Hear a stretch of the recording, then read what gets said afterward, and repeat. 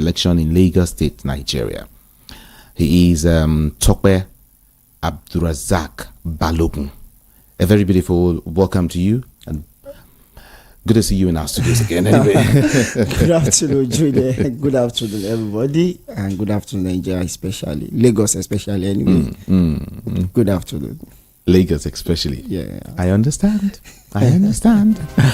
But then, everyone, feel free to join the conversation. Okay, like I said, he is the AA governorship candidate. That is the Action Alliance governorship candidate here in Lagos State. I mean, during the last election, general election. Okay, feel free to join the conversation because we just want to go around the country in a couple of minutes, a couple of minutes before we get to open up the studio lines and get your own observation about all of these issues, all of these matters that we're about to drop.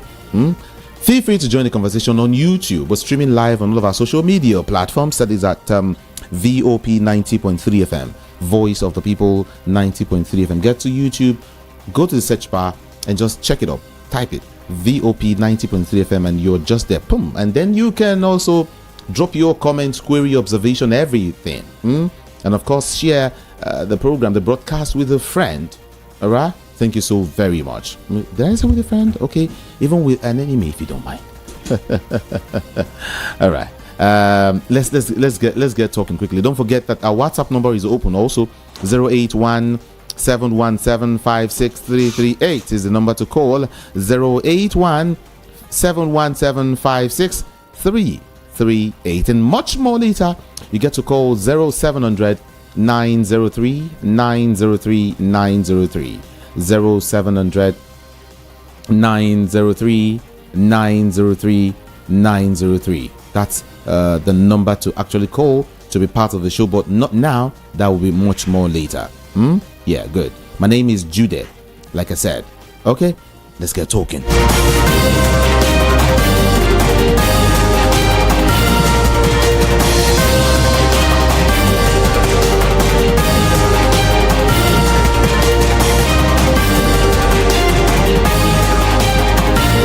All right, just this morning we woke up to hear, that the former vice president, Atiku Abubakar, yesterday met with the Labour Party presidential candidate. Mr. Peter Obi. Atiku met with Peter Obi, and you understand the duo, what they stand for, or how close they've been, and the private meeting, was held at the residence of the former vice president, and of course, while the details of the meeting between Atiku and Peter Obi was not available as of press time, a source very, very close to the former, vice president Atiku said that the parley might not be unconnected with the call by the former president for opposition parties to unite ahead of the 2027 general election. So it means we're talking about a merger coming together of several political parties to form a very strong alliance that can unseat the All Progressives Congress come 2027. And a whole lot of persons have also been, beaming their light towards this same merger thing. I recall a couple of persons, so many of them have been talking about how to successfully unseat the All Progressives Congress. We took time to also speak on this yesterday, slightly talk about it yesterday, but today I want to bring it, as something major because it is something we should look, into, because if it works, well, kudos to everyone. I don't know, kudos to those who are forming the merger. All right. If it doesn't, then it means that the All Progressives Congress will go stronger than it used to be, or that it is now. Now, you were the governorship candidate of Action Alliance, right? Good. I want to get your own opinion. Yeah, your opinion quickly. What do you think about this merger? Let's start from there. Well, I have had the opportunity to be part of such a process at the point I was the state secretary for Congress for Progressive Change that merged with ACN, AMPP, and the like. So I was Lagos State secretary then. So I understood what merger entails. But the truth is, merger will not be the best for Nigerians. What would have been the best is to have an ideological political party being pushed over time, and at the end of the day, they will get to win the elections so that they can actually implement something very great from their manifesto that is based or that is formulated, premised on their ideology, a particular ideology. But when the goal is all about unseating the ruling party, we will get something that is, let me say, messier than what we have presently. And that is why APC is not working since 2015 that they took over from PDP. I actually left the APC at the point of election when we saw that there's nothing that is going to come up after winning the presidential election and other state election than we are in charge of the resources, but nothing ideological, nothing to really push forward as an agenda that will do the job that government has been established to do, and that is bringing so-called to the masses at large. No masses interest. It's all about the interest of those that have come together to seize power legally, actually, through the polls. So what I'm seeing about all those things is more like, what do we need as Nigerians? Is it about this party is not there, it is party B that is there now, then after time we complain, then we bring in party A back and like forth and back? No, what we need is consistency about an ideology that we want to push forward, and over time people see to ideology, and we have to sacrifice a whole lot of things like the youth did in the last election. Well, we may be having a lot of propaganda against a particular profiling and the likes. That's not outside what you will see in political circle. But if you have an ideology, you should stay by your ideology. You should not be looking at winning almost immediately. It may take time. It may not even be the person at the forefront now that will eventually come to pick the ticket and win the election for that ideology in the long run. But at least you must be known for a particular stand. And at a point, you may even nominate somebody that people will kill. If you look at what had happened in Senegal, that is the guy that became the prime minister and nominated by the president was the person at the forefront over time. He was training this guy that became the president. He was carrying him along. He was pushing him along, and at the point they were both jailed. And when they now asked for other people to come together to join them for the election. When they were asked to push forward the candidate, he did not represent himself again. He represented somebody that he believed he had actually influenced a whole lot. So they stood for something, and they won by landslide. The percentage of the winning, the distance was just too much that the incumbent party could not even go to court. So sometimes, for me, I'm an ideological person. I don't think we just want to win. We actually want to make impact when we win. Because at the end of the day, by the time you start sharing this, sharing that, in the long run, what you'll be having is something that will be colossal disruption to masses' comfort, and that is what we are having now.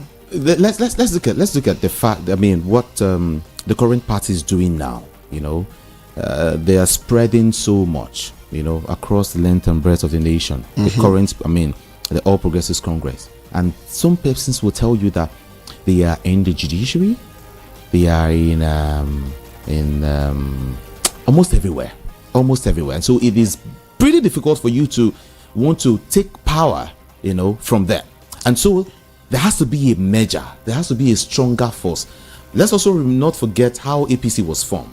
That's I told you I was part of the process, so it's nothing new to me. Okay, you said you were part of the process. I told you I was the state secretary for Congress for Progressive, CPC of General Muhammadu Buhari.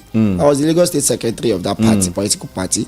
I was part of the interim executive of APC in Lagos that actually organized all the Congress and the likes. So I understood what I'm saying, and I understand it very well, perfectly well, that whatever you are talking about must be backed by ideology. And I'm not talking about we are not supposed to merge.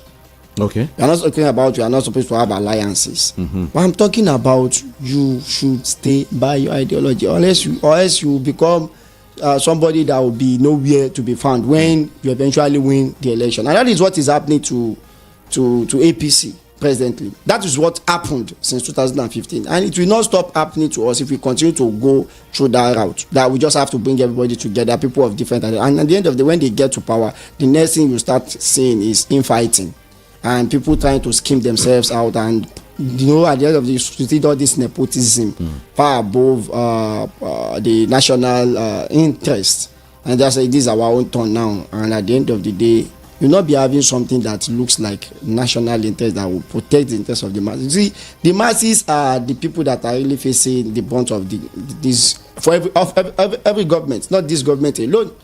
Every government of the world has more impact on the masses. If it is positive, it has more impact on the masses positively. If it is negative, it has more impact on the masses negatively. And that is why, for me, I want to continue to see the angle they are coming from. Okay. If you look at why His Excellency Peter Obi actually left the fold of the PDP, it was because it was glaring that the party was almost standing for nothing. It was going for the highest bidder. They were almost selling off almost all the positions that were available to contest for and the likes.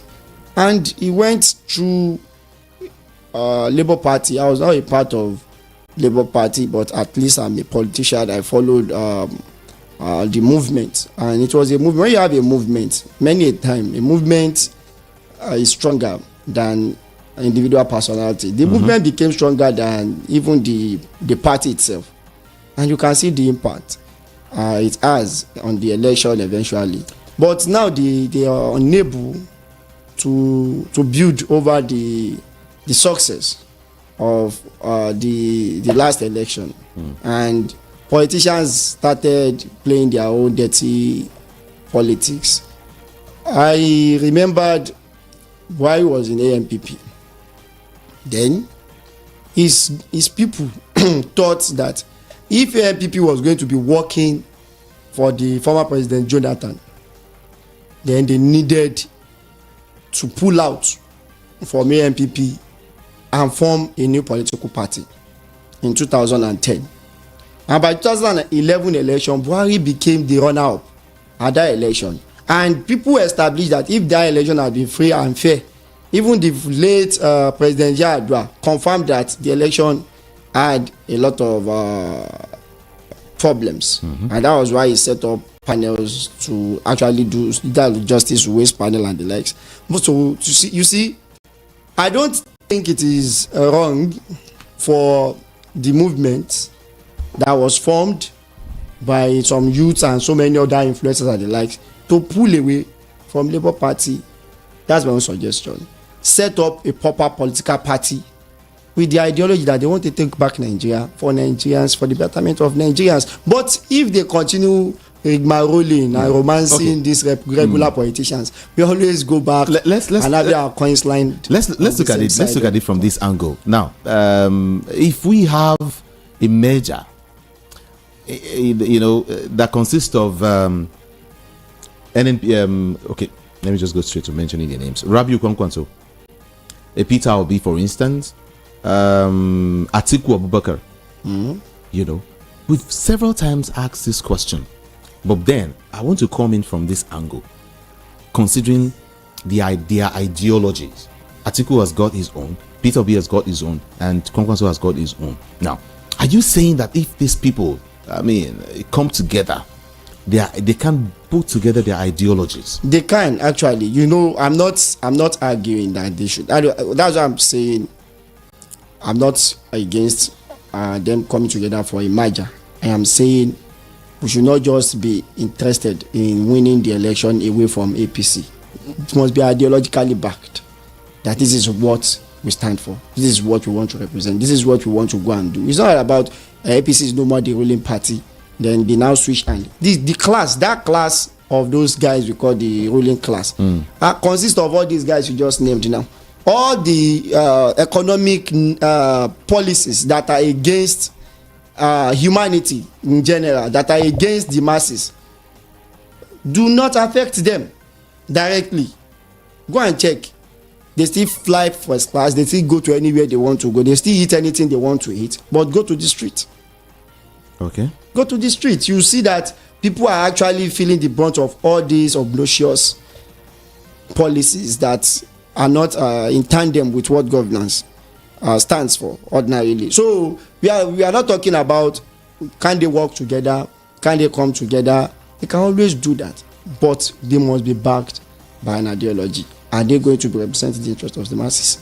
Let us see what they are going to be presenting to us. It's not about they are going together, we are going to push APC away. That's emotional. Emotional approach to solving issues does not actually solve the issues. And we are talking about a relief that will be lifelong relief for all coming or upcoming generations that are yet unborn. We come and meet in Nigeria that has people that are having ideological stance, and they are politicking based on that. And that is why you have development in many of the advanced countries. Let me say the Senate climbs now. We have, because they are ideological. They may have the same national interest in the long run, but they are backed by ideology. All those strong formidable parties are backed by ideology.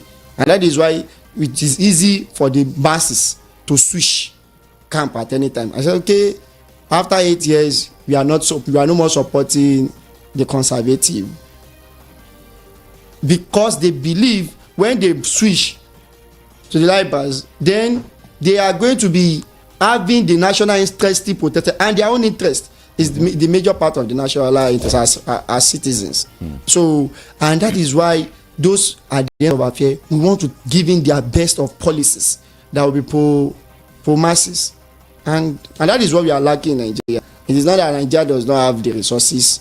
Fine, we may say we are having debt here and there. You see, when you have a good economy, it's just like a businessman. A businessman can go to any length to go and borrow money for his business. If he believes he's going to make good gains over time, he's going to pay off the debt and become a creditor himself.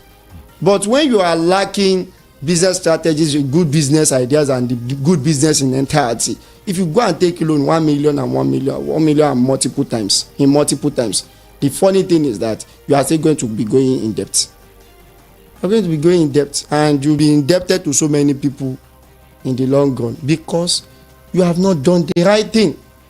So that is what we are saying, and that is why when we left APC, then you will not know this story. You know, some of these things are practical for us.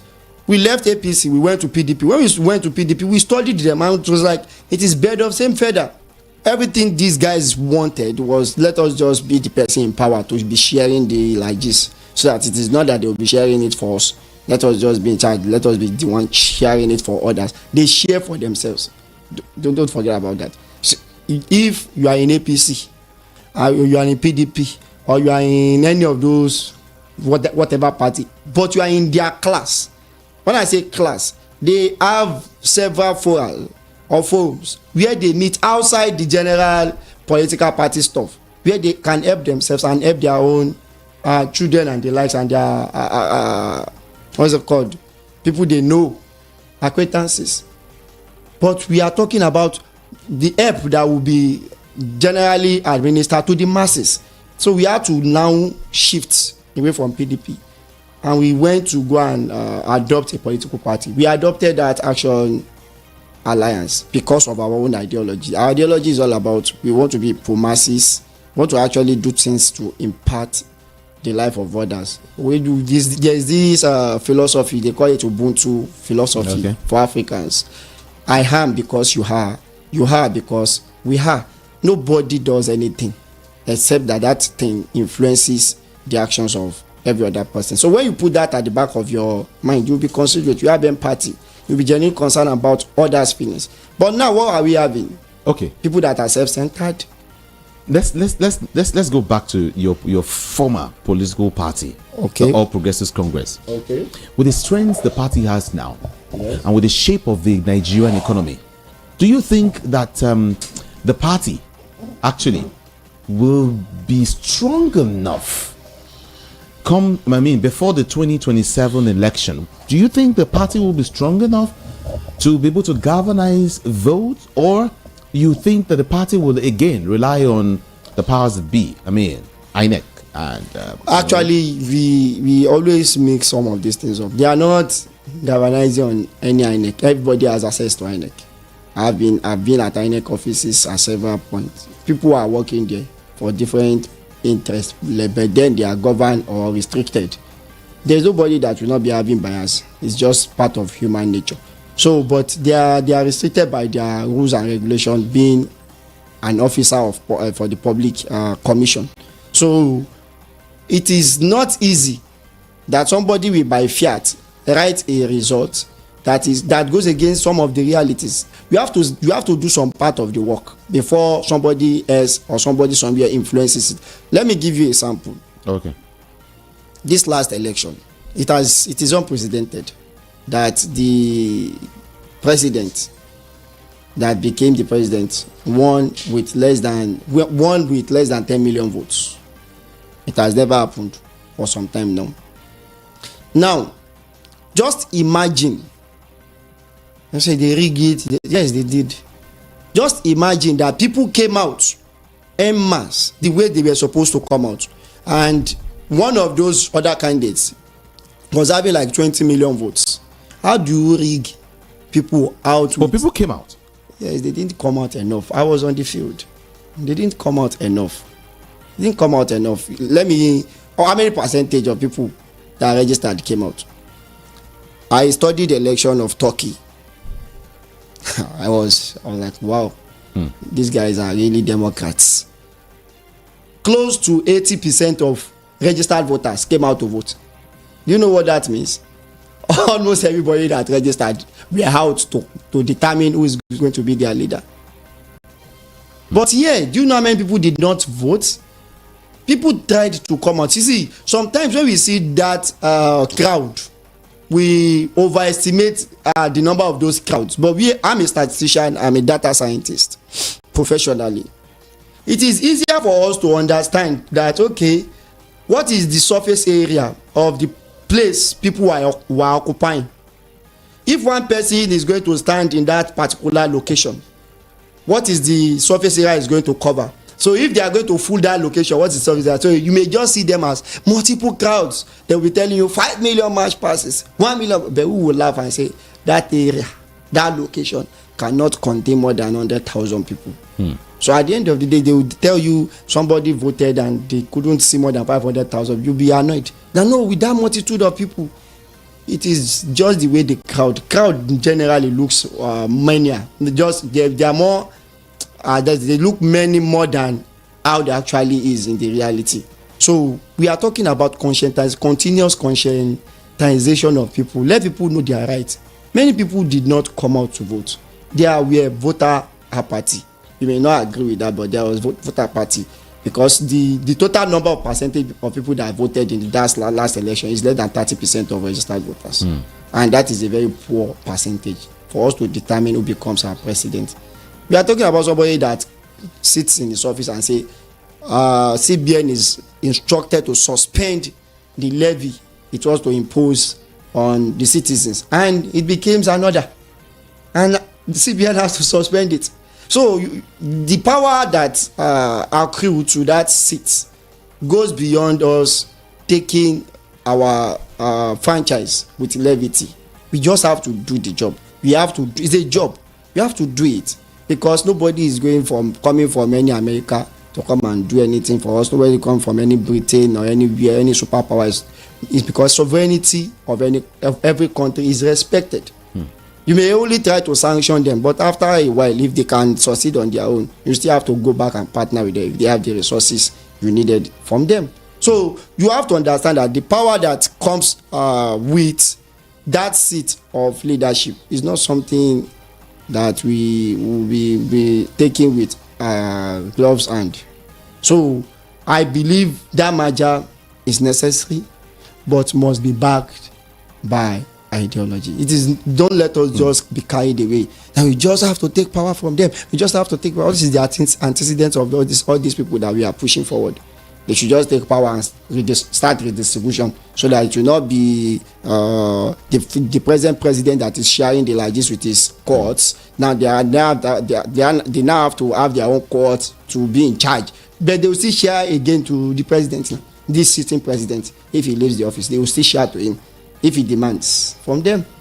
If he doesn't demand directly, they will share to his accomplices or acquaintances or people that he recommends. So that is not the nation we are talking about. We are talking about a nation that is interested in the citizens first. Atiku mentioned something. He said there is a need for people to come together to form this coalition. He didn't use the word merger. Yes, yes, alliance. Yeah, you understand. Let's just get to form an alliance and come together to do stuff and all of that. Now, he said that if that doesn't happen, we might end up having a one-party system. Yes, we are already drifting towards. Do you see that happening actually? Actually, we are actually drifting towards one-party system in Nigeria. Presently, the PDP at the national level is not having a total independence from the influence of the ruling party, and that is why we have the people of a particular minister in charge of the national PDP, and that minister is part of this present government. And in the open, we are not having a government of national unity. So there is no way you'll be having such a system. You're not saying we are drifting towards one party system. It is almost happening. Now, if they are coming to say we need to combat them, what we are saying from experience is that we must combat them from an ideological point of view, and we must be ready to pay the price. These guys already they already have almost everything according to what we know about them from Nigeria. They have almost everything. What else do they need from Nigeria? I recall what PDP national chairman, the former governor of Kano State, Umar Ganduje. That is APC. APC, national chairman. Yes, exactly, national chairman. He said, last year, was it last year or 2022 or 2021, when he said that, in 2023, late 2022/2023, he said that the party is working hard to get other political parties to join the All Progressives Congress and have a very strong, formidable force to face or to tackle any challenge, anything any political party wants to come up with. For instance, the People's Democratic Party. Is only also asking some members of the PDP to join. He's actually joking, because constitutionally they don't have that the power to cancel out every other political party. But the masses are more than all these political parties. Like I told you, I'm a data scientist. Yeah. We did some analysis before the election and after the election, and we saw that it was because we are yet to really focus on doing the job of mobilization and conscientization of voters. We calculated the number of politicians statistically across the nation. We calculated the numbers of people that we call louts, now those street urchins, and we saw that these people are even less than 10% of people that will come out to vote. Definitely, there is no way 10% will win 90%. If the 90% or 50% is well conscientized, well educated, and giving that bravery to tackle the situation. But people that want to really effect change, we are not taking it up as a real full-time activity. And that is why somebody can just sit down and say he wants every other party. It's not possible. It's not constitutional. We have a multi-party system in Nigeria, and anybody can come up with their party if they meet up the requirement based on INEC regulations. So that can't happen. But they are influencing. I'm a member of a political party, but I won't want to say much. They are engineering crisis in almost all the parties that can tackle them. You mean the All Progressives Congress? Yes. They are using it's politics. It's part of politics. They are engineering crisis in almost all, because at the end of the day you see one of the factions being sponsored by somebody that is very powerful in the ruling party to go against whatever is an arrangement that is on ground in any formidable party. Before you know it, they will start going to court forth and back, and there is no way it's not going to take its toll in the lots of that political party eventually. So what I will advise is that people that mean well for Nigeria should come up with a political party. They should be selfless about it. They should not become somebody that wants to take something from Nigeria by force, by fire, because Nigeria made them, all of them, whatever they have made as an individual, financially, socially, and whatever, were made in Nigeria. They should save Nigeria. You know, Nigerians. As regard merging with other political parties, I overheard an analyst somewhere saying that the merger will not be too possible, you know, without the current FCT minister, because he has a very strong presence. According to that man, hold on, don't judge me. According to that man, he said that the merger will not be possible, will not be too strong, you know, if they don't settle the drift. I mean, the APC Bruha, the PDP Bruha. That it's good you have the full side of Wike in the People's Democratic Party for there to be a good merger. It is settle Atiku and Wike. It is funny. What's your take on that? My take is that plus or minus anybody. Plus minus anybody.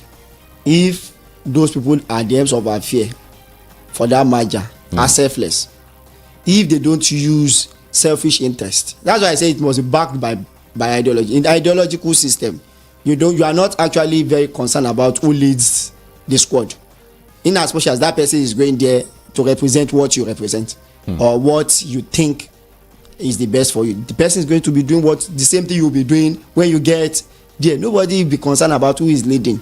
Everybody will just be working from different angles. What is the impact of this very person in the last election?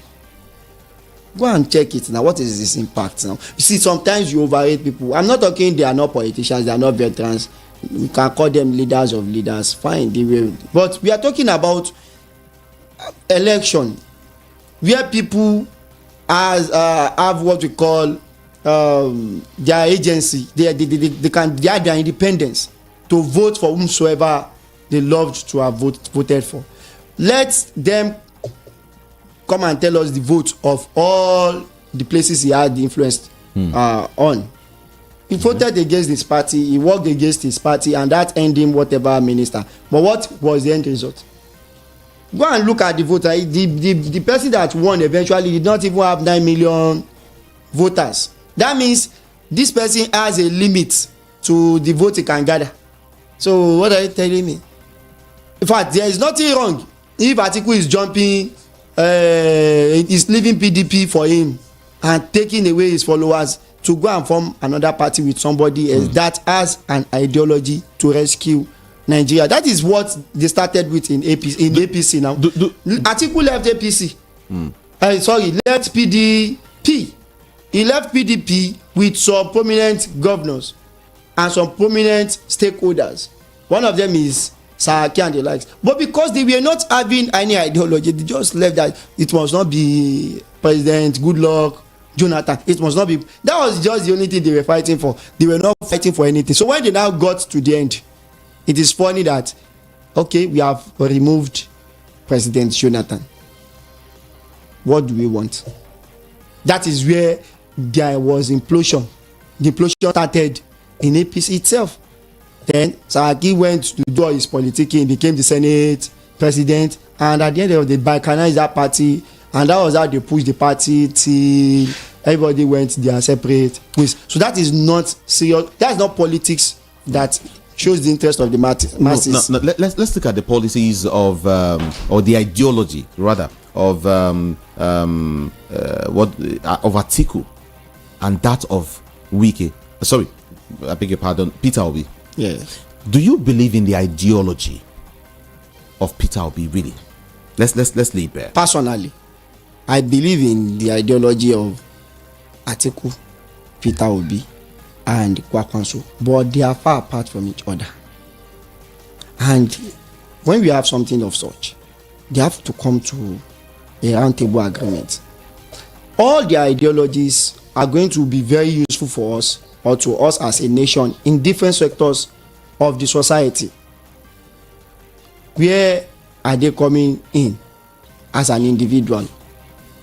You see, election management in Nigeria, I participated in elections. It's very expensive. Very, very. In fact, the way Nigeria electoral processes have been structured, very, very, I use the word very, very, I don't know, extremely and excruciatingly expensive. In fact, the person that is involved may go bankrupt after election if he is not very careful. So they should come up, they should support the team they are going to be coming up with. It may not be any of the three that will be coming up that I want to be the president. So let them come up with something for Nigerians that will be of national interest, that will eventually make them heroes in the long run. Not the shenanigans we went through in between 2013 and 2015 that we called Maja. I was part of it. And at the end of the day, we had to jump ship. That this one is all about just collecting power from Jonathan. And at the end of the day, they will not know what they want to use the power for. And that is what brought Nigeria to where we are today. Regarding and somebody that told all of us that it is their turn, just wanted to be there. Yeah. And that is why we are still here today. That's why everybody is complaining more than whatever complaint I've ever heard in my life. So because when you want to just use power without having something you want to use the power for, you be looking, I don't want to use some derogatory words, but then you just be messing everybody's life up. And that is where we are now. You know, like last or 2 weeks ago, I couldn't even go out because there was no fuel. And somebody just made one announcement and turned the economy of those states, of your country, upside down till date. And they are unable to bring us out of the mess they put us. Because the only thing they campaigned with was that it is their turn, nothing else. So we don't want this situation to just be APC must not be there, APC must not be there. That's how to do progressive politics. If it's APC must not be there, if APC is not there, you are there. What are you bringing on board? So the ideologies are very, very different. We've seen them govern at different points in time.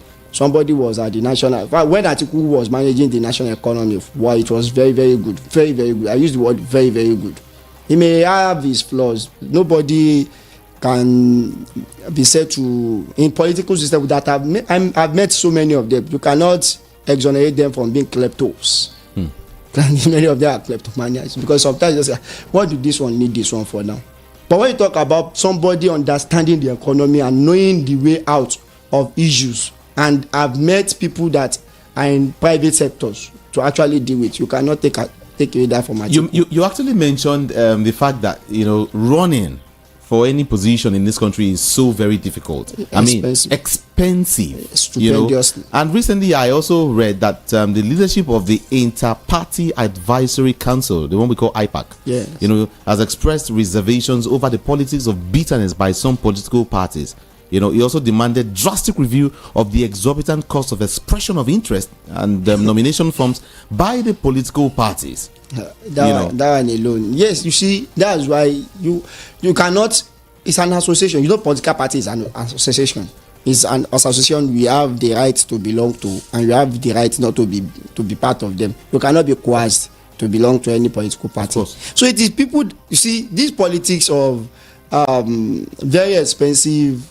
Ventures was not part of the Nigeria ideology before, because we had the opportunity. Like I have always said it, I'm proud that I had the opportunity of meeting late Lateef Jakonde and learning from him for at least 2 years. We were going to his abode at Ilupeju. He had an organization, Jakonde Progressive Movement. I was a part of it.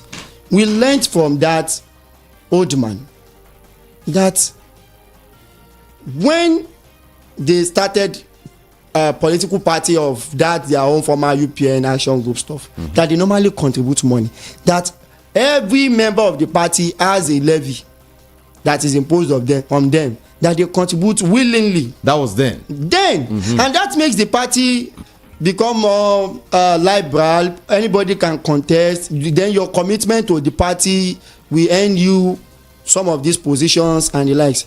But when somebody became governor in Lagos State, it was those babas. Because as at 1993, we were following 1999, we were following all these things up. The person just said, don't collect money for members again. I will sponsor everything. And he started sponsoring. He started the ideology of individuals taking over party through sponsorship.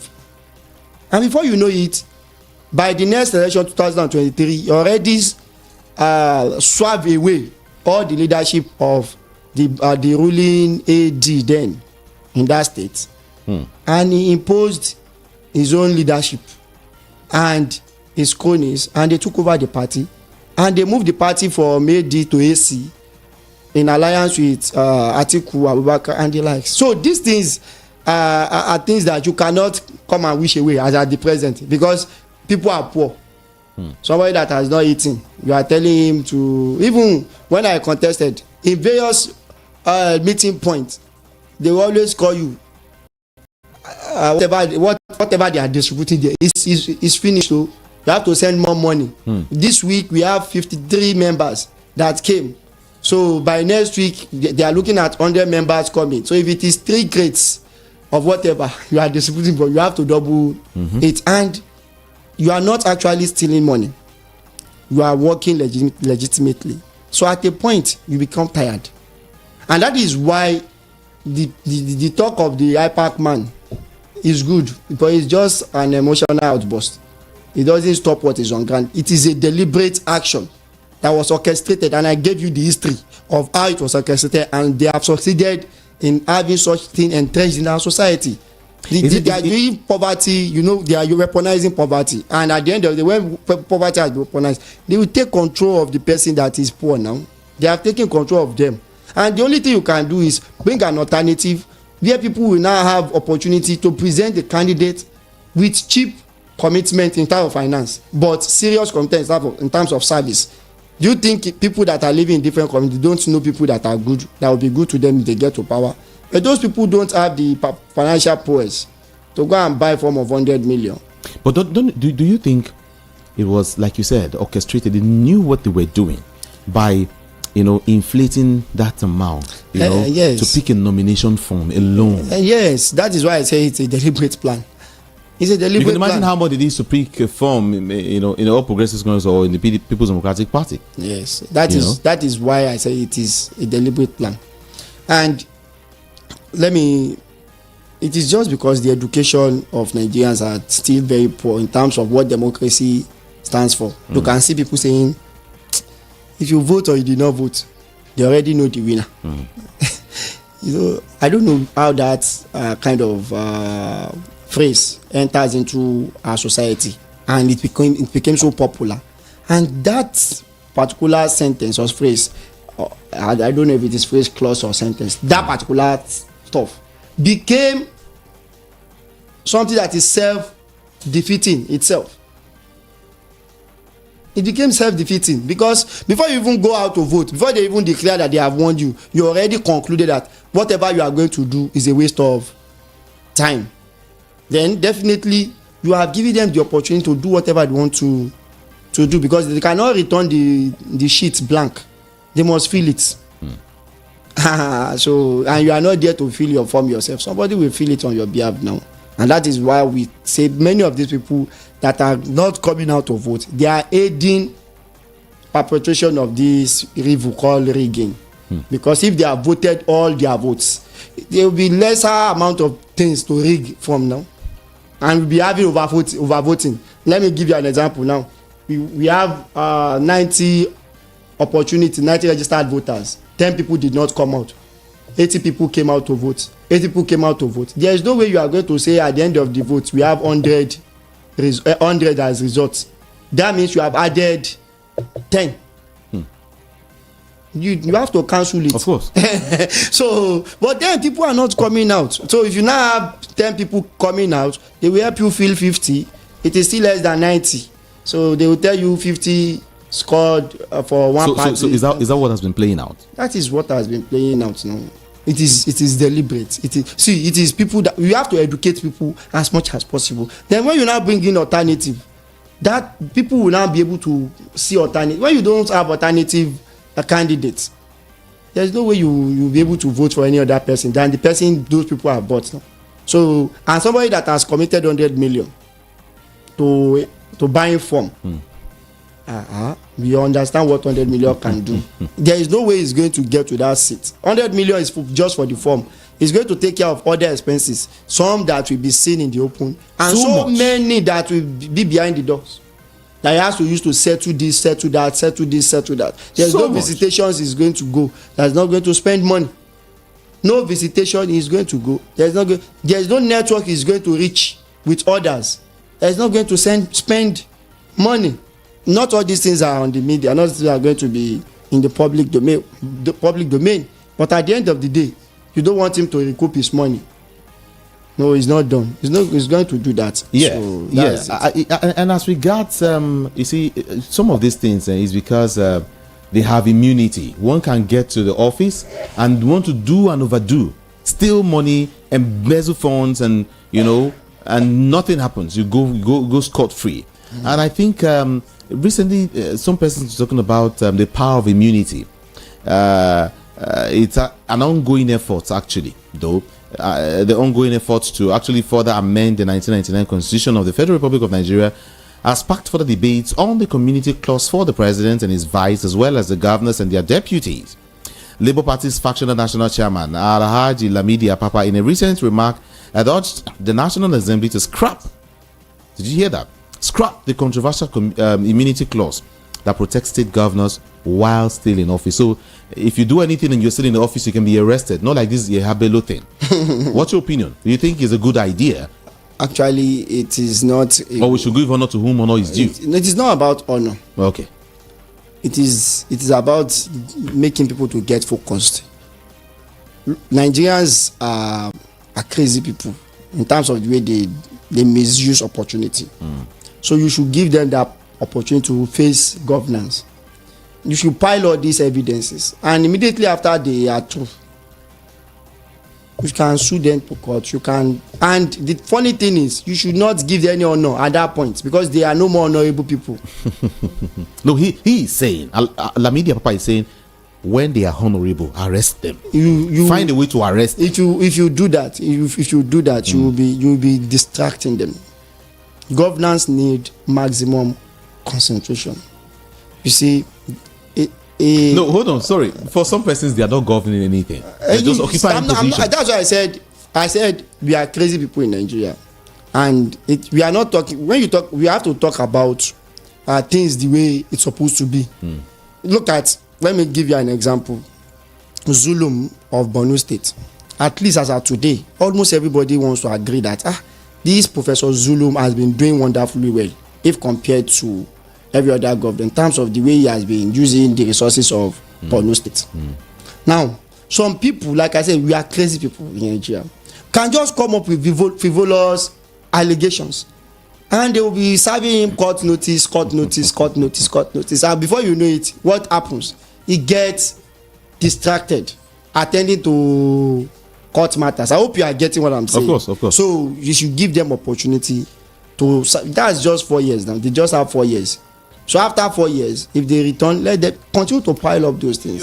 Some persons have actually argued that the state governors are actually hiding under the immunity clause to commit all kinds of atrocities, because ranging from financial misappropriation to misuse of course, official powers, flagrant abuse of human rights, and even assassination of the political opponents, among so many other things. And at the end of the day, if all those things are well documented, and just one person is taken to book after his 4-year tenure, then automatically so many people will sit up So many people will sit up. It is just because, okay, now they have been telling us a minister under Buhari did this, a minister under Buhari did that. Have they ever attempted arresting Buhari? Just imagine the arrest Buhari. Just imagine the humiliation Emefiele is faced with now. Is being faced by the president. Will another president try such a thing? Okay. So the thing is, there is a window. We have to wait for that window of opportunity to do the right thing. But if you just want to model everything up, we are not going to get anywhere in the long run. So let people that are in office get that constitution to work. And at the end of the day, you can always use that window to do the right thing. But because the judiciary is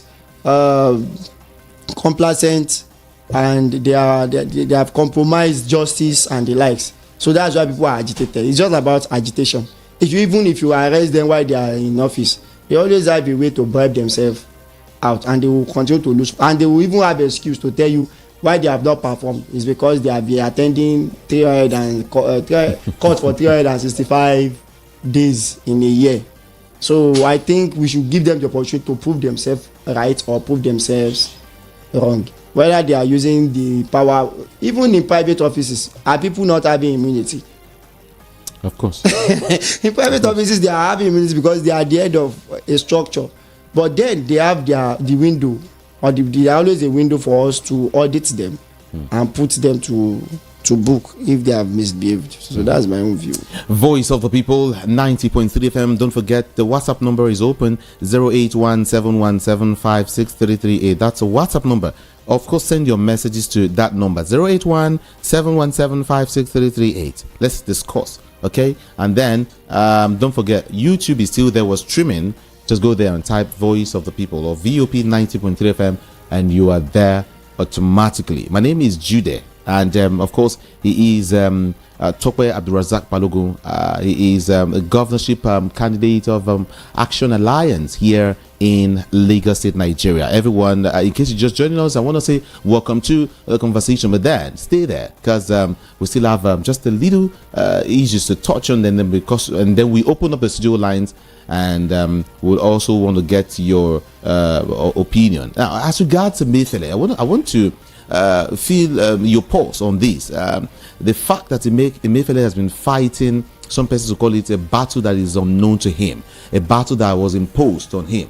All right, that it was supposed to be, for instance, the former president that should be in place, like you already mentioned, not quite long. Yeah, it was supposed to be Buhari, who is supposed to be fighting. You know what Emefiele is fighting, because he said it now that he ordered the change of naira notes. He ordered so many things, and all those people that were doing multiplicity of the change and doing so many things, they were all nephew something related to the president.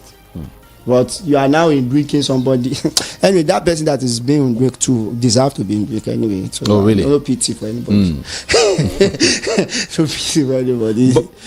But then recently we are also hearing that the EFCC has preferred a fresh charge against Emefiele over an allegation that he illegally printed the naira while he held sway at the Apex banks illegally. Allegations that he illegally printed naira notes while he held sway at the Apex Bank. I mean, one charge to another. And people asking why it was going on. In Yoruba, they have one pala, they have one ID. Say, oh, Nibombe. It's like a curse that you shall never escape from whatever misdemeanor you have done. Sorry, the consequence of misdemeanor that you have done. They shall never escape it. So it's more like immediately he wants to free himself from something, they will bring up another thing to handcuff him. They just want him to remain where he is. Let me tell you why. Okay. In politics, somebody like Emefiele is very, very powerful, extremely powerful, and there's no way you want to topple any government that you don't need money. For you to safeguard your territory, you need to put people that have such money in check. If you don't put them in check, don't put trouble in their in their this thing domain, they will have your time, and in no time you will lose that power and relevance. So sometimes some of us want to think in that line that they know what this guy, they know whatever negotiation is going behind the door. That is why immediately the guy tries to free himself up through the court process, something else is going to be coming up, and he may be eventually released before this. Why are they still holding Kanu? Why? Have you asked yourself why they are still holding him? Till date, he has won several court cases under the former president. Did they release him? They will tell you for national interest. They are not going to do that. So sometimes in power play, there are some things that comes behind the door that you may not be able to come out and tell in the open, and that is why immediately something happens, you just see something coming up again. The only thing he can just resolve to is to continue to use his external network to plead with those people that are actually after him. But for me, if I had the opportunity, I would have instructed. They brought some people on board too to come and face the charges, because he's not the only person that perpetrated the lot of things that he was being accused or alleged for. Voice of the People, 90.3 FM. I want to get your views right now, your thoughts and your opinion, especially as regards the merger, that Atiku and Obi are actually meeting for. They are not calling it merger, this maybe an alliance or cooperation or understanding or friendship. I don't know what I want to call it, but then let's talk about all of these things and the immunity clause, this immunity thing, amongst some of these our guards at the top. Okay, I'll open up the studio lines now. You can call in 0700 903 903 903 0700 903 903 903 0700 903 903 903. WhatsApp is 081 717 56338 081 717 56338. If you're calling in, move away from your radio set or just turn up the volume of your radio set so we can hear you. 60 seconds actually for everyone, okay? Just go straight to the point and let's just hit it. Thank you so very much. Let's do this one. Let's start from here. Good afternoon to you. Good afternoon. Good afternoon. Hello? Yes, good afternoon. Mr. Jide, good afternoon, sir. Good afternoon to you. How do you do? Great. Mr. Sonny calling from Ojababa. Let's go quickly. Today, actually, the analysis is very well. It just I think the word too much. But actually, I'm asking you, I want to ask this question. Why this our ELCC today be like this Labour Congress chairman will do today? There is not any work this ELCC can work and get it to genuine. Rather that is after they proclaim this thing, this young person where like what is calling it this young man where we eat our Nigerian money, and this money now he go share this money into two and give Nigeria what. So why they supposed to be working? If they hold this person responsible, let them bring that money immediately. Hello? Yeah, I heard you. Okay, please let them work very well, please. That's what I'm going to contribute. It's all right. Thank you so very much.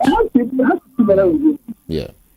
0700 903 903 903 is the number to call. Don't worry, we'll get to touch on some of these things you hear. Let's just take it one after the other. But then we'll take calls first. Good afternoon to you. Good afternoon, sir. Welcome. Yes, my name is Mr. Albert from Alagbado. All right. Yes, I'm not comfortable with the areas of concern of many people in this Nigerian politics.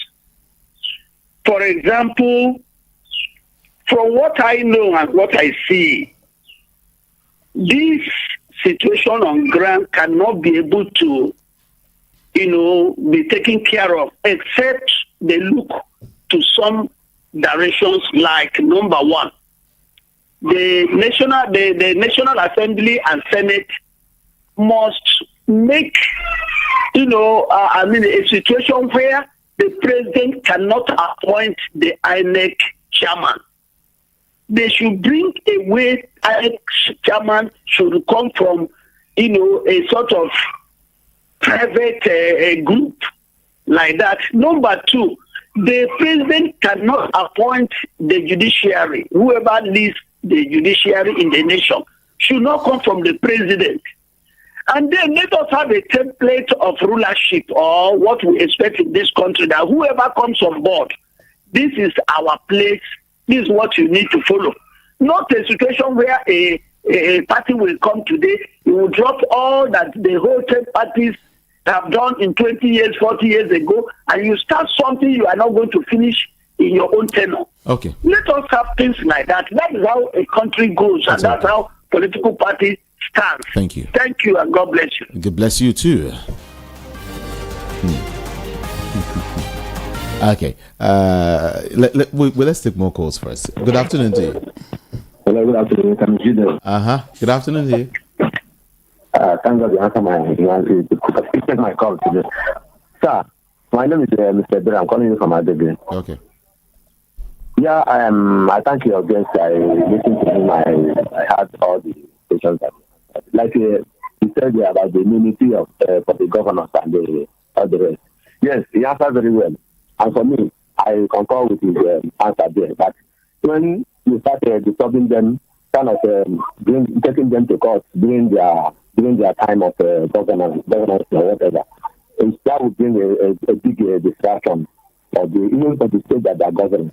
But I would have loved that if there is a miss, that after their 4 years immediately, maybe kind of really come up, so that when they are indicted in some ways, so that they will not go further to that 7 or 8 years the governorship or whatever. But as it is, I don't think maybe that would be possible. But if it's possible to prove them within that after their 4 years, to stop them from going that 8 years. Because after the bogus 8 years, they were taking all the money, looting all whatever they wanted to loot. That is my sign of my side of time. Thank you, sir. Thank you. Appreciate your call. But then, what do you think about what he said? Actually suggested something very good. Like he concurred that it will be distraction, that if they are going to be in office and they are being sued, then within the first 4 years, it will be impossible to do some things, because they have the 4 years to recontest according to constitutional provision. So if we want to there was a time somebody proposed a single 5 years term a single 5 years term for every executive member, governor or president especially. If we are running something of such time, you know that after one term you can have opportunity. They don't have opportunity to recontest, but if they have the opportunity to recontest, it is the choice of the people. You know, this is democracy, and it's a game of number eventually. So if the people feels that after these 4 years we want to know, look at Trump now. President Trump had the opportunity to go for 8 years, but he was stopped after 4 years by people, not by himself, not by the opposition, but by people of America. And that is how they did too for President Jonathan. Then the issue of the president, it is not about the president is the person that appointed judiciary. President is, all those things are factors in Nigeria. But then if people that are appointed have that integrity to do the right thing, forget about the person that appoints them. Okay. It's about doing the right thing. Okay. The person that is heading JAMB presently, let the president's son or somebody that is close to the president go and write JAMB. It's going to, this original score of that person is what we are going to see. because the system has been built in such a way that nobody can go and manipulate. Even the head of JAMB cannot manipulate results. So it's about building a system. And if you have not built a system and an institution, you'll be so much apprehensive about who is person heading the system. If that person is not from the person, he will come from somebody else. Let's talk to this person. Good afternoon to you. Good afternoon, Jude. Yes, good afternoon. What's your name? Austin from Egbeda. All right. Let's have you. Please, I want to comment on two issues. This election violence is major proven that people are not coming out to vote again. Your guest may be a witness on last 2023 election in Lagos State. How many of the Eastern and North Yoruba indigenous are not allowed to vote? And you are expecting people to come out and vote in such situation again. If it happen again, this kind of thing may make people not to come out and vote as they want to vote. At least, if you want to get 100% of Nigerian votes, there must be a strict penalty for anybody that will obstruct the voting going on, like ballot snatching, disenfranchising people from voting. You understand me? Yeah. If they want to do that, people to come out, have interest to come and vote, they want to do a law or a capital punishment for anybody that would disenfranchise somebody from coming out to come and vote. Okay. Because what happened in 2023 election in Lagos State, presidential election, is very, very bad. And the governorship is very, very bad. That's something that will hinder people from coming out to vote. Because many people that have hindered to vote that time, if you ask them to come out and vote again, would they come? They will not come because their life will be in jeopardy. Nigeria like to vote, but intimidations they make people not to come out and vote as they want to vote. That thing that happened in Lagos State, it have made people mind to go down and come out to vote in an election.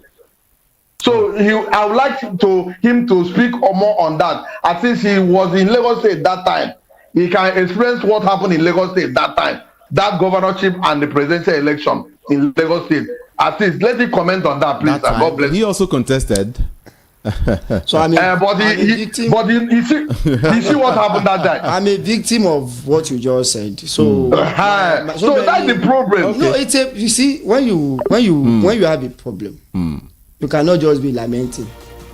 That's why we are human beings and not non-humans. It's only non-humans that will not be seeking solution when they have problems. The only thing they will be doing is crying for no. For a justice that will never come. You see, we are politicians. Like I said, we did after this election. We did okay. How many people intimidated? How many people? In some places, how did they contain those intimidators? And those people that were trying to intimidate, why did they have to run away? In some places. So that is why this election is a serious. Let me call it war room or boardroom situational approach to execution. You don't just go to election, people want to vote. People have to now sit down. We sat down. You know, there is this thing they did. They call it Oro Festival during election. I want to get to that actually. So we laughed and we said, okay, well done. We did not see this one coming. And we said, see, we are realists. We said it was quite strategic, yes, right? They brought something that is unique, novel, and they beat us to it. They used the popularity of government to bring up something. But this, whatever you call this thing, I'm a Yoruba person. I know they can be shanked. In the next election, gods, we meet gods. Deities, we meet deities. And when deities continue to fight deities till daybreak, one deity must run inside before daybreak. How would you bring in Oro during election? Hold on. You will answer this question. Let's talk to this person first. Hello, good afternoon to you. Yes, Judah, good afternoon and good morning from California. This is Prince Akwachi. All right. Welcome. And I also want to say good afternoon to your guest, who is the analyst, Mr. Balogun. Good afternoon. First, let me start with this. I cannot differ with you when you talk about being a data scientist and that there was a voter apathy. Now, the voter apathy that we're talking about, what necessitated that? Because something has to cause that in order for that to happen. Number one, let me list for you. Number one, people registered and they never got their voter's card, and they were not allowed to even vote with the slip. Their cards were thrown away by same system that wanted people to come out and vote. Apart from that, on that same day, you were only in one particular area. You were not in every other state. But I will tell you, we that were in Diaspora, we saw everything because we were seeing the coverages in different parts. Okay? Now, after the election, what happened? There were a lot of what do you call it? I'm talking in terms of the presidential. A lot of results that were being kind of like the way they manipulated it. Inflated. So in some places, the results were, the numbers that were, for the, particular person that he didn't get was inflated. Take for example, if you can go right now and check the result of Abuja, you will see that Bola Tinubu did not even get up to 90,000.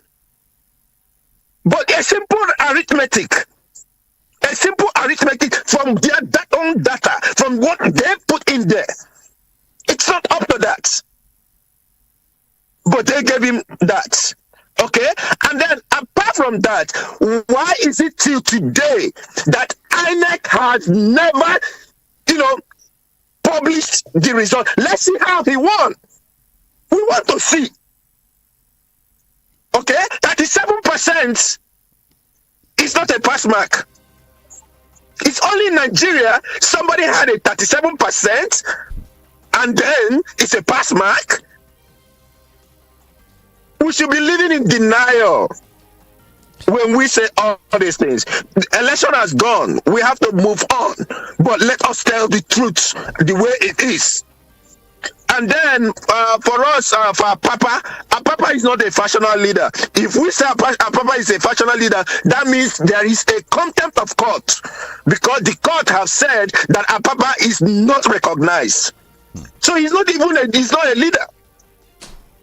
Okay. And he came up with the fact that immunity, that is a distraction.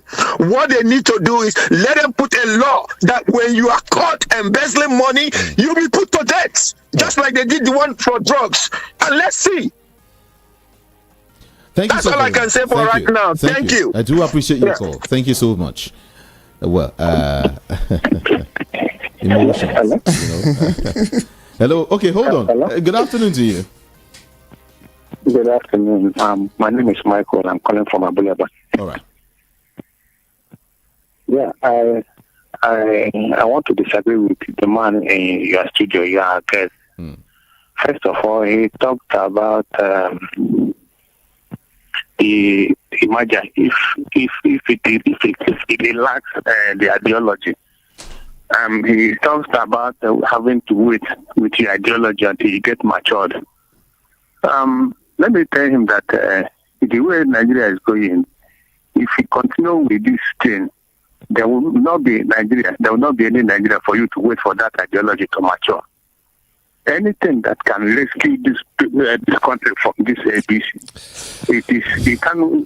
We wait until the people that are dead before you bring your ideology to get to mature. What you are talking about maybe in the next 10, 20, 15 years. I'm not saying that he mentioned any time frame, but what he's saying is in ideal society, good. But we are, in the moment we are here, we can get anything just to survive. So getting those ideologies to mature, anything that can get this APC out of power is okay for us Nigerians. Anything that can get APC out of power is mature. Secondly, hold on. Okay. Mm-hmm. Secondly, he talked about that there was not enough turnout in the last election. That's pure lies. I've never seen the highest turnout in this election like any other previous election. If you say there is never any election in the whole world there will be 100% turnout, there is never. If it is 20% turnout, now count it well, and that is the issue. For you to try to exonerate INEC, I think what he's engaging is in intellectual dishonesty and peddling half truth. I'm sorry, and I see no point in what is this or his argument. It doesn't make any sense. Thank you. Just to count the ones that come out now, count it very well.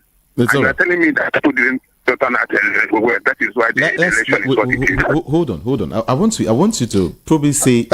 Should I say you should reiterate quickly? In 2 minutes. What you said. It's laughable. What particular thing do I want to say with somebody that doesn't actually understand electioneering? The data are there.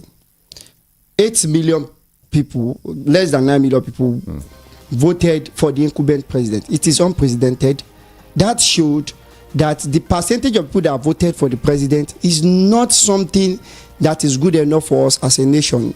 And this person is sitting on top of the resources and had the fiat or the veto to give instructions that will affect everybody that votes for him or against him. But if people are turned out the way they are supposed to turn out, had the election of every other person that you call the A-class contenders or contestants, they were not still up to 20 million. How many people were registered voters in Nigeria? How many people do we have in Nigeria in terms of what we have in our statistics? When you see sometimes we have issues with numbers. And we are being deluded when we see something that looks like, this thing is plenty, this is plenty. I'm talking about counting numbers. Put numbers side by side. Sometimes you say, I have. So when you are not rich and you look at your account, I have 1 million naira in my account. But somebody that is rich enough will tell you how much is 1 million. Because that 1 million will not be enough to really do basic things. So from vantage position, I am telling you, we have voter apathy, and that is why we have to do more education. This voter apathy thing, I think I saw that report from everybody that studied the election saw that there is voter apathy. You are telling me people turn out. You have not seen people because you have not even participating. I've been participating in election in Nigeria since 1993, right from while I was in secondary school. I have been pasting posters for my daddy's political party SDP back then. So I have been politically conscious since secondary school. I understand where we have high voters turnout. And I've been participating since 1999 effectively as agents in polling units. You are telling me you have not seen possibly because you have not been coming out to do elections. If you go out to do elections, you will know that we have voter apathy. People did not turn out the way they are supposed to turn out too. I gave you an example of a country. Are there any other countries like that? That is how you know when people turned out for election. Because it's just like I went to a school one day. I said, I don't believe in the ideology of telling us that a particular pupil or student is first, second, third, fourth. I believe you should just grade all of them.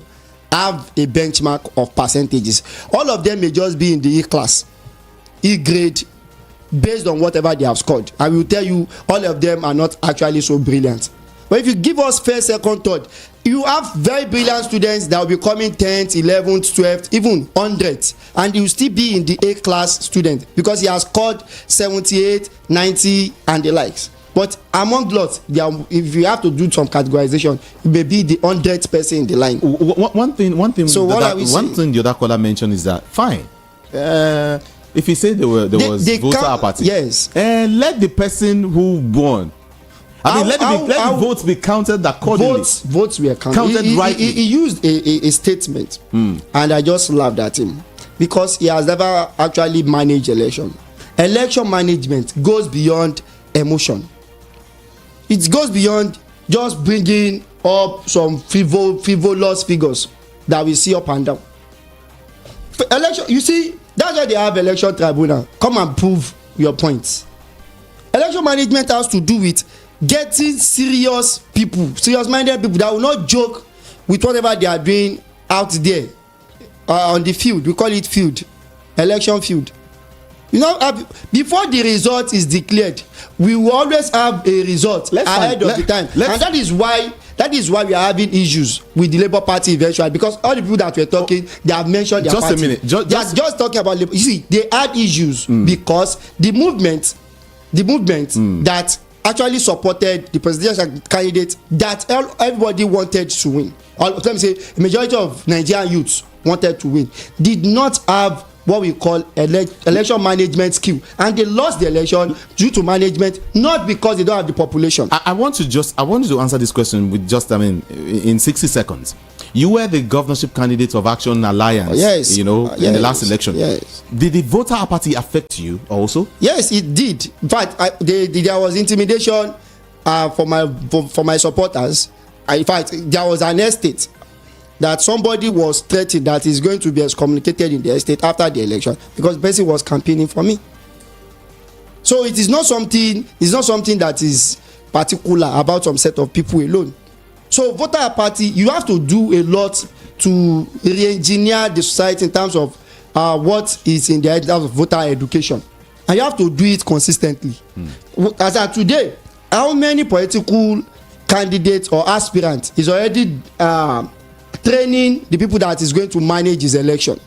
You just bring some janjaweed people all over, come and be my agent. He doesn't know how to monitor election, how to know how they are manipulating him. He will even see that he's joining force. They are joining force with him to have good or better results. He wouldn't know that they are joining force with him to rig him out. I have seen this happen. He was supposed to have the highest number of votes, but he never knew that all other political parties that were standing there were standing to represent the political party that we call the ruling party, or that we call the major party that's supposed to be supported. And at the end of the day, they will go and negotiate. Some people want to feel you're exonerating. This is the practical. I'm not exonerating anybody. They will not go and negotiate with the INEC representative that they should give them extra, what's it called, polling ballot paper. And at the end of the day, we have like 10 people. We have one. Ordinarily, if they have to count votes, that person is supposed to just have, let me say, 90. Then the second person may have 70, 50, like that. Then they will now say, let us share 10 extra. It's like if you have 10, if you add 10 to your 90, you are going to be getting 100.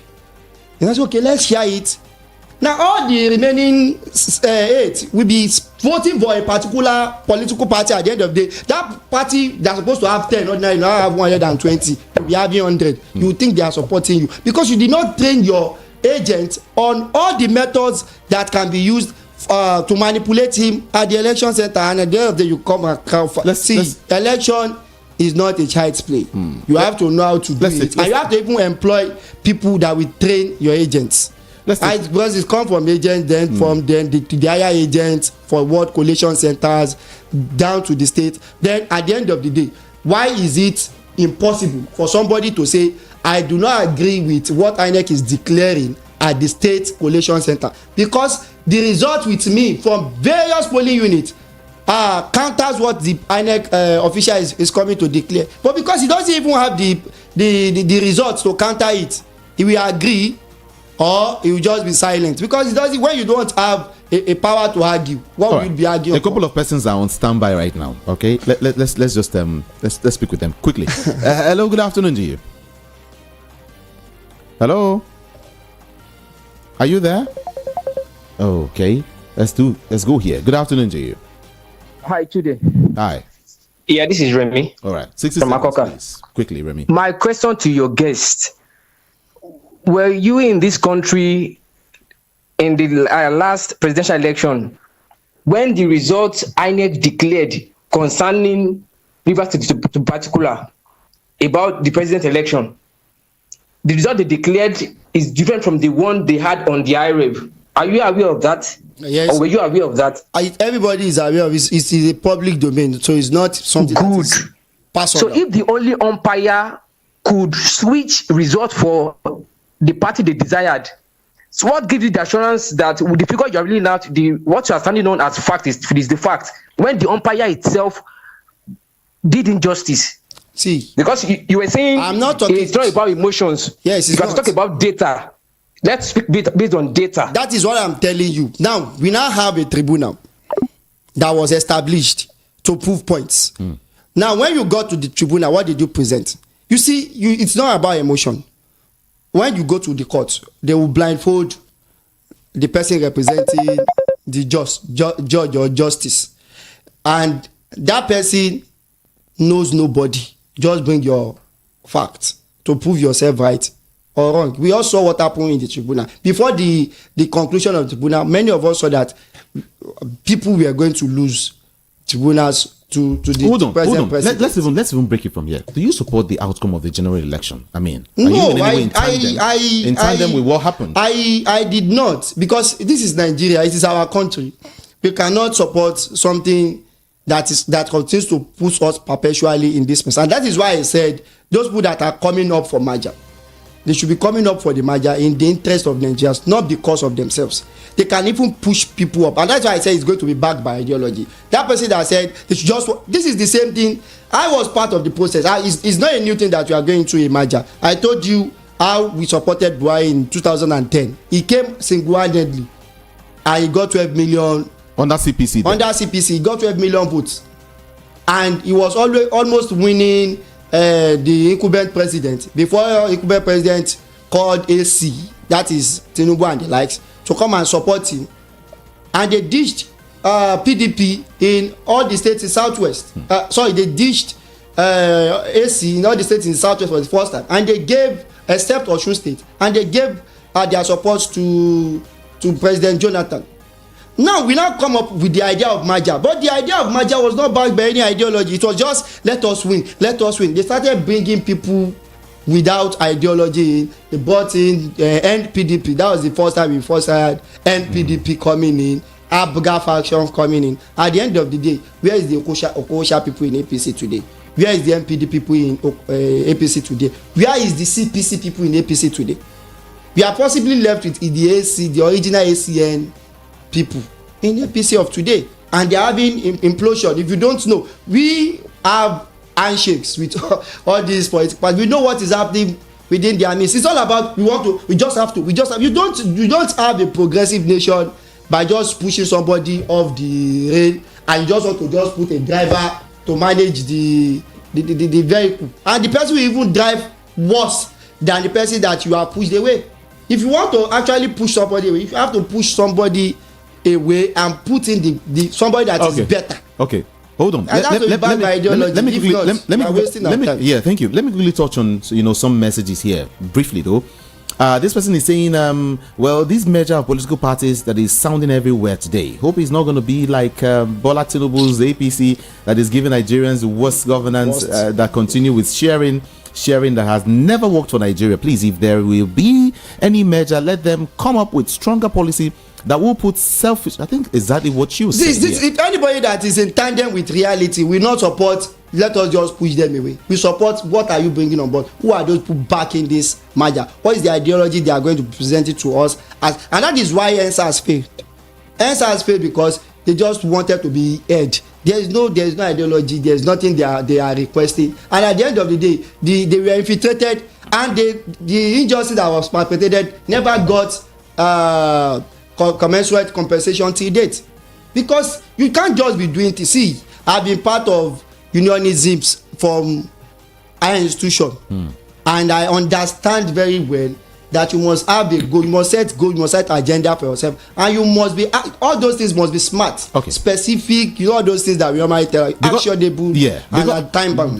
Because of our time now, thank God you brought this guest to the studio. Somebody is saying today, please remember my last message where I said that we need to do more to sensitize the people on their power and rights as a citizen.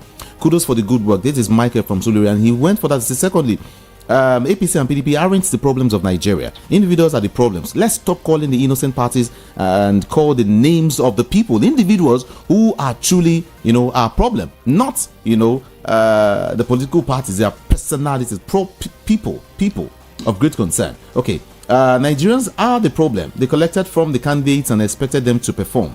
Rotimi Amechi said, the reason we steal from you is because when you see us, you clap for us.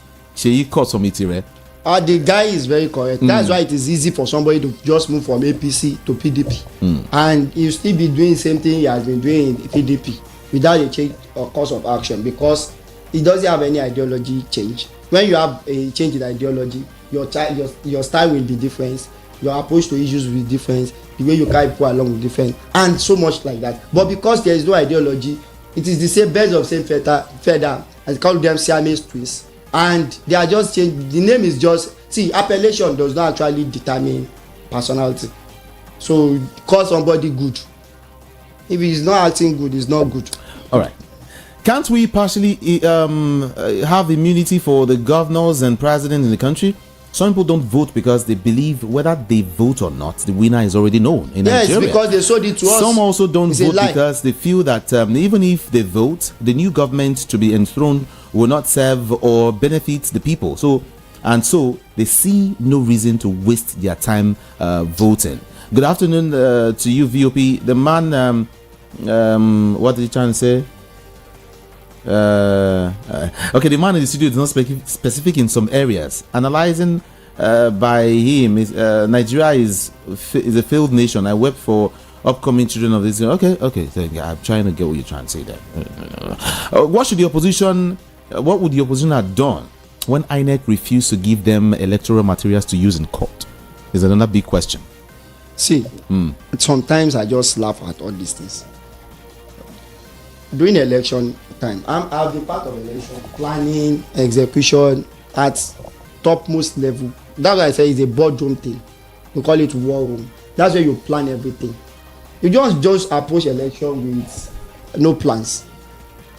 At the point of voting, there is a copy of the results that is given to all agents that is representing every party. In Lagos State, we have more than 13,000 polling units. You have to station people at those polling units, and they must bring back the result that was given to them, signed by INEC and the likes, to a particular point. And that is where we have the word collating officer. The word collating officer should have gotten that result ahead of going to collation center. So when INEC is now bringing theirs, one of the job he's going to do is to, before he countersigns whatever INEC is going to be declaring, is to check whatever is with him to be in concurrence with whatever INEC is declaring. But when this is not done, what we just have is, in fact, some people they don't have a polling ward agent. They don't have polling agent. They just go to state and have state agent that doesn't have any proof to counter the person that is saying it is 4 votes you have. You say, well, if it is 4 votes, we will not agree. We'll be waiting for whatever is declared. Let's hear this person. Good afternoon to you, quickly. Good afternoon, Mr. Sweet and C. 60 seconds. Your time starts now, quickly. Yeah, it's Port Harcourt boy from Iba. Go ahead, please. The truth is that we are fighting corruption, and corruption is like fighting us back. It's not as if we don't know what to do at the moment. It's just as if they have just decided not to do anything. Why can't this INEC introduce technology into collecting our votes in Nigeria? At least this will cause, it will go a long way. This will save us it will save us time, it will save us cost, and it will be very safe for every Nigerian. All right. If you witness some things, what really happened in Lagos State in some places, Jude, you cannot even think of going to vote again. Did you know that people were killed in this process of trying to cast their vote? We lost life. It's okay. Let's leave it. And it's very painful. Thank you. Thank you, PH Boy. Thank you. We have to just leave it because of our time. We need to go now. We need to really, we need to go now. Take your time. It's 2:55. I should be wrapping up now, but I think I'm just trying to let me take one or two more calls. A quick one, very quick one, and we wrap things up. Good afternoon to you. Yeah, good afternoon. 30 seconds. This is Mike. I have to call it. I'm calling back again. Sorry. You was talking about apathy. So even the umpire suppress people's ability to come out. It started from voter registration. You go to some certain places, you will not see the machines and all that. Are you aware that even when some people registered, their card, we are not giving to them, even when they made multiple efforts going in there to get their card? Are you aware that even during the time of the election, these people deliberately avoided in some certain places where they know that the opponent have the upper hand? There was no election material. Okay. Is he aware that? Thank you. Let's leave it there. Is he aware that they are still sharing election, what's it called? Voters card till now? Is he aware? Are they mobilized to go and collect it now? Why is it that when it is the rush hour, when politicians would have infiltrated the systems, why is it that time that they are mobilizing? People are still collecting their. It's a continuous exercise. It's a continuous. We just have to accept that these people are beating us to the strategy because we are not strategic enough. This election is something that I participated as an opposition. I've been in opposition since 2010. And I've been doing my opposition stuff. And I understand that we are not doing enough. Everybody just go back to sleep. Then by 2025 or 26 now, you start seeing some small poster stickers. Vote for me, vote for me, vote for me. And somebody he has the money, he has the influence, he has the network. Let's leave it there. Let's leave it there at this point in time. I wish we could continue with this conversation, really. Quite interesting. But then, I want to say thank you so very much for being a part of the show today. I do hope to have you soon again, anytime, because we didn't actually finish this conversation. A whole lot of calls coming in and people want to, talk. But then, thank you so very much. You most welcome. Yeah. The Action Alliance governorship candidate in the last election here in Lagos State. Yeah, I will have him again. Don't worry. My name is Jude Ikami Jude. I have to run. On Instagram, on social media, I am Ikami Jude. I'll be here tomorrow. We'll talk better. Love you so much. And to have a beautiful and a wonderful day. I'm out of here. Good afternoon. Dear valued listener, we believe in free speech, but with freedom comes responsibility. We like to remind you to be mindful of the power of your words and the impact they can have on others. As members of Voice of the People community, it is crucial that we foster an environment of respect as we desire a healthy discussion and diverse opinions. So, how do you contribute to a more responsible and informed dialogue? 1. Fact check before you speak. Take time to verify the information you intend to share. 2. Respectful